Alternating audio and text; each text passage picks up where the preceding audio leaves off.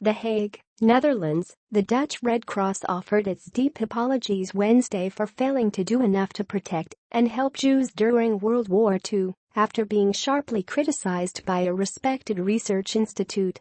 "The war years are undoubtedly a black stain on the pages of our 150-year history," said Red Cross chairwoman Inge Brakman, regretting the lack of courage the organization had shown during the Nazi occupation of the Netherlands.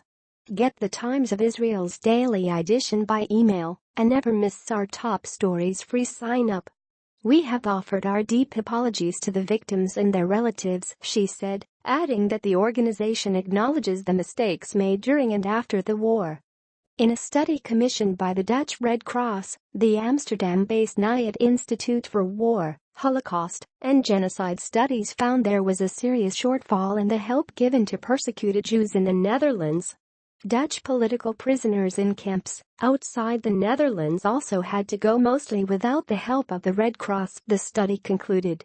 The results were presented in a book by NIOD historian Regina Gruiter, launched in Amsterdam after a 4-year investigation. Anne Frank, aged 12, at a school desk in Amsterdam, 1941.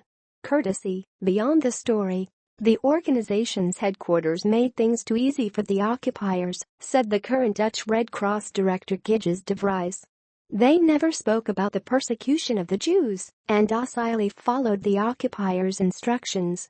The body is now setting up a new ethics committee to ensure the organization adheres to its principles and to learn the lessons of the past."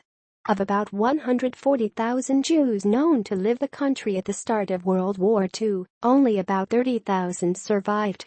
A total of 107,000 were interned in Camp Westerbork, in the northeast of the country, before being transported to Nazi concentration camps in other countries.